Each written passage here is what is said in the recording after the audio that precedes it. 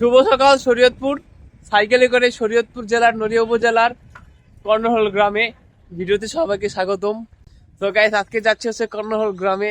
তো সবাই ভিডিওটি লাস্ট পর্যন্ত দেখবে। সুপ্রিয় দর্শক শ্রোতা, আমি এখন আছি শরীয়তপুর জেলার নড়িয়া উপজেলার কর্ণহলা গ্রামে। আমার পিছে যে মসজিদটি দেখতে পাচ্ছেন, এটি হলো প্রায় 400 বছরের পুরনো মোগল আমলের একটি মসজিদ।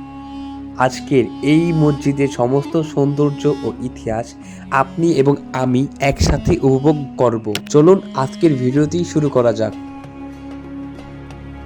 দীর্ঘদিন যাবৎ গাছপালা লতাপাতা দিয়ে ঢাকার কারণে স্থানীয় মানুষজন এটি পরিষ্কার করে সবার সম্মুখীনে নিয়ে আসেন, কিন্তু দুর্ভাগ্যবশত কিছুদিন আগে অতিরিক্ত বৃষ্টিপাতের কারণে এ মসজিদের গম্বুজটা ভেঙে যায়। মসজিদে 3টি প্রবেশপথ রয়েছে। অনেকদিন পরিত্যক্ত অবস্থায় থাকার কারণে এই মসজিদটি দিন দিন আরো নষ্ট হয়ে যাচ্ছে।